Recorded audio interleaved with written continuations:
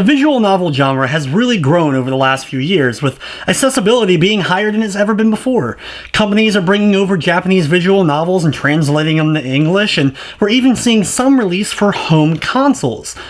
And there's actually a couple being made for the North American audience in mind. Some of these are being created by Winged Cloud and Manga Gamer, who are the creators of the Sakura series. And we've seen Sakura Spirit, Sakura Angel, Sakura Beach, Sakura Swim Club, and now a special Christmas one called Sakura Santa. And just like the other Sakura games, it contains enough risky content to keep things interesting. But is there enough story here, and is the story told well enough to warrant the purchase, especially during this holiday season?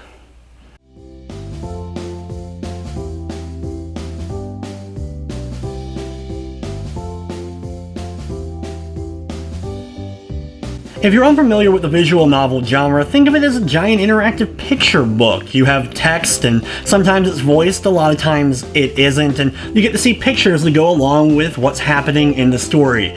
Think of it as a big choose-your-own-adventure book, and some of the games have more interactivity than others, and the themes and ideas of each of the visual novels run a huge range. From basically every subject matter is covered in probably at least one type of visual novel game, and there's a lot that are on the adult, risky side of things, like the Sakura series as a whole, but there are plenty that aren't necessarily that more risky adult content, so there are plenty of visual novels for all people.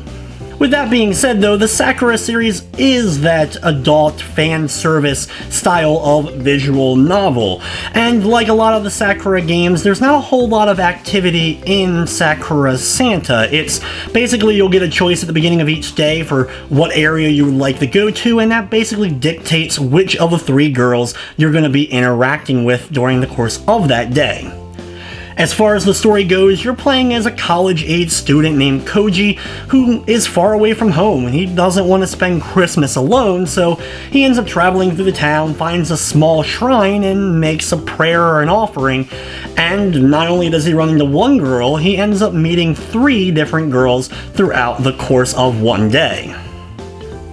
Each of the 3 girls is different and unique from one another, so it keeps things interesting. You have Akino, the fox spirit girl, who's very feisty, loves to pull tricks, and loves to call the main character out on his perversion.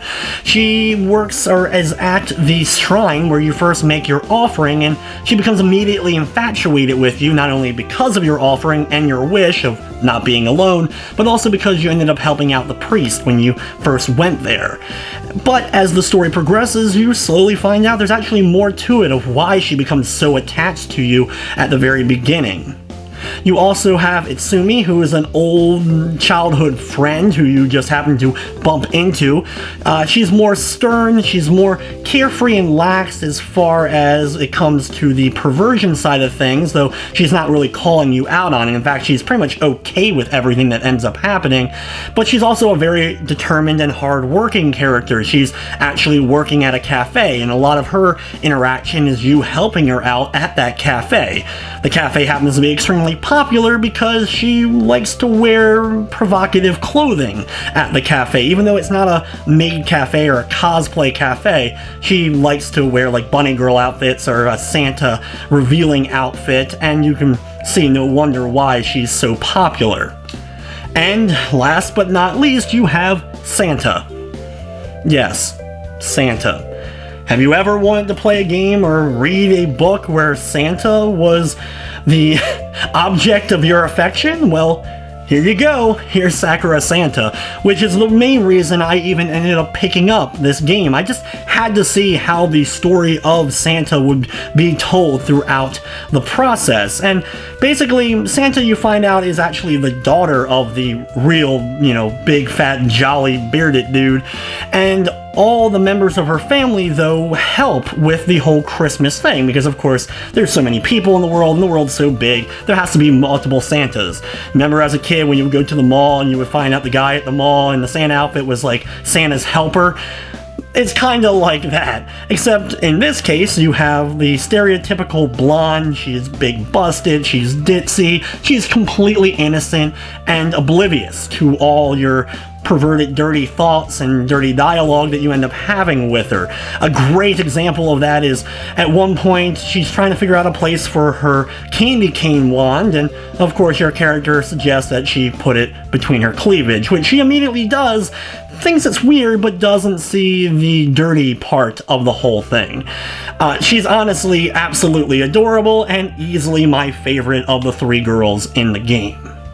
Since your choices are limited and you'll know ahead of time which choice is basically gonna be which of the girls you hang out with that particular day, I highly recommend if you check out the game to start off and pick one girl and stick with only her and get her entire story. Then after you've completed all 3 stories with each of the girls, replay the game again and pick and choose, like pick one, then go to the next, and then the next, to get kind of like the final concluding story that involves all 3 of the girls. But if you go just for that ending right away, you're gonna miss out on a lot of the core details of each of the characters, like backgrounds and their stories, which is the kind of real meat of the actual story.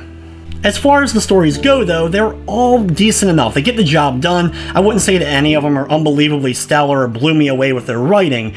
Santa's was the most intriguing. Of course, that's the reason I even checked out the game. But it was kind of playing out the way I guess a romance story would play out that involved Santa. In fact, some of it was like, this could have been like a Hallmark movie if it wasn't for the risky adult content that's sprinkled throughout the overall story. But Santa herself is adorable, and it was worth the keep reading, and I actually found it a fun read. That's the best thing I can say. It was a fun read, reading through her story, and the other 2 characters are decent enough as well, including Akino, finding out her history with the shrine, why she's there, why she becomes so attached, and then Asumi, why she's so hardworking, what's happened to her since the last time you saw her when you 2 were kids, and they all do end with a happy conclusion, so it's nothing like out of the ordinary. There's no bad endings or anything like that you can possibly get, so they're fun, decent reads. Though the best that the game has to offer is when you decide to kind of interact with all 3 in one particular game, and you'll see the scenes that all of them get to interact with one another, and this is where the game really shines. These are the best moments, but like I said, I recommend doing that last because you're going to be spoiled. If you do that part first, which I'm not sure if you can since I did them in the order I mentioned, where I did each individual girl and then did that one, but if you jumped right to that, you're going to be spoiled because that's the funniest and most entertaining moments that the game has to offer for sure. When it comes to the artwork of the game, there are 20 CG scenes for you to unlock throughout the various different playthroughs, and 15 or so of those are the more risky adult content pictures, but there is no nudity, and this is the only version of the game. I know a lot of times when some of these games are released on Steam, there's cut content that then is only available via another website like Manga Gamer, but according to one of the people that worked on the game, this is the only version. They're not doing a more adult version that would be released or is released on another website. So whatever version you get on Steam, that is the full version of Sakura Santa. The artwork itself, though, I really did like. It's the same artist, I think, that did Sakura Beach. So if you're familiar with the Sakura games, it's not the same artist that did Sakura Spirit or Sakura Fantasy. So your preference is going to come into play here, so whichever the art styles you like. And obviously I've been showing you guys a good amount of the artwork throughout this review, so you can decide whether or not the artwork is up your alley or not.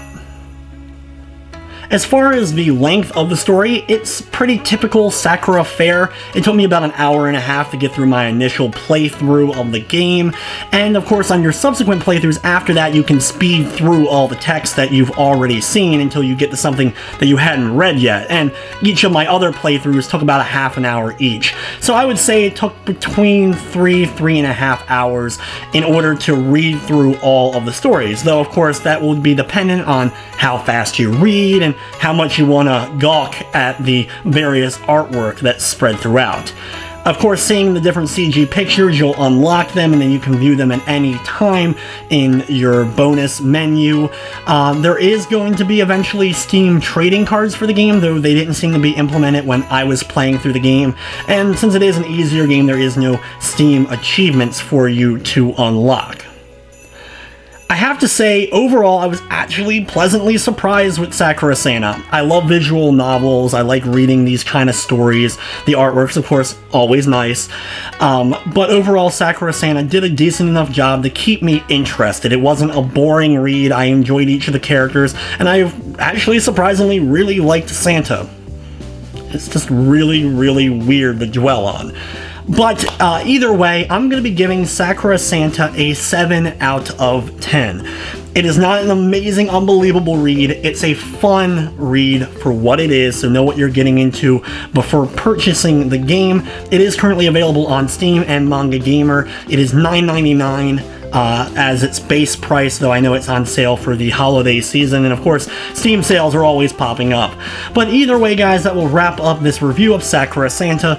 Merry Christmas, Happy Holidays, and of course, I hope you enjoyed.